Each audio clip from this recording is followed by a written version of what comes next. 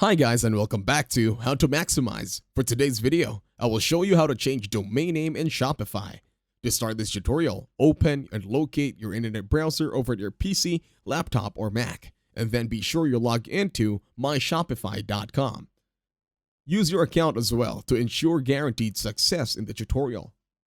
Once you are in My Shopify in your browser, click on Settings in the lower left. It has a gear icon. Then, a new pop-up window will appear. In here, you will need to scroll down and then look for Domains. It has a globe icon. Once you find it, tap on it or click on it. Once you are here, there are two options: to buy a new domain or connect to an existing domain. As you can see, there's a hyperlink. Now we'll tap on the hyperlink.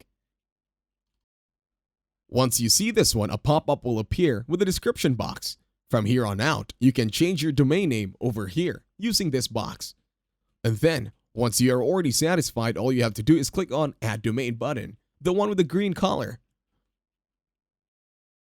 And that's it. Thank you very much for watching. Please leave a like, share, and subscribe to the channel.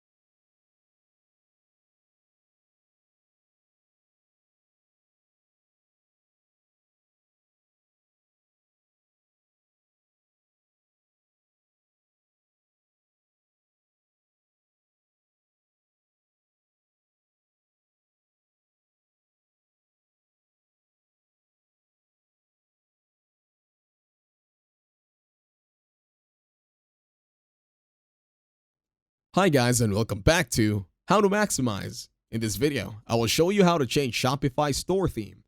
To start this tutorial, open your internet browser over your PC, laptop, or Mac, and make sure you have logged in to myshopify.com with your very own account to ensure success in the tutorial.